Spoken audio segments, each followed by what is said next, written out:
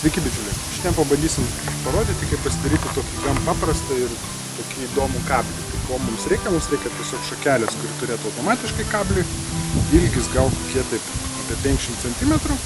Ir ką darom, tiesiog kažkur ties galu, bedam peilį ir bandom šitą pagaliuką praskelt per pusę.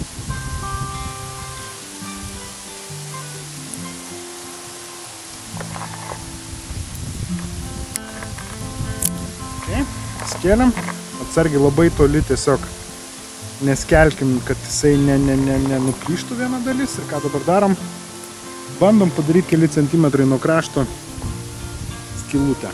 Tai peilio galiuku sukam. Iš vienos pusės padarom, iš kitos.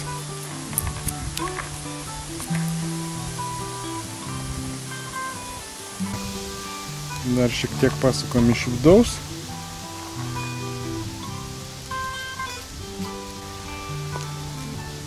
Ir teoriškai tiesiog turit matyti tiesę tokią kaip ir skylutę per visą pagaliuką.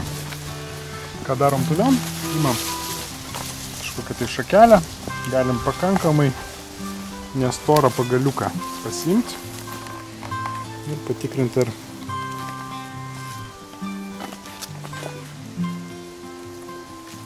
jisai pralenda.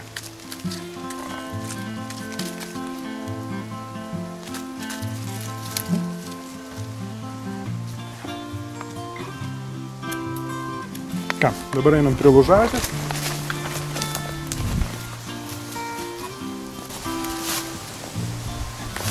Perskeltą dalį perkabinam per skersinį. Prakišam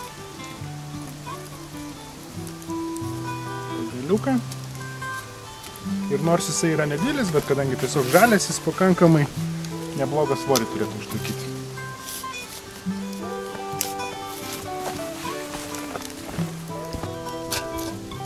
Pakabinam, laikosi.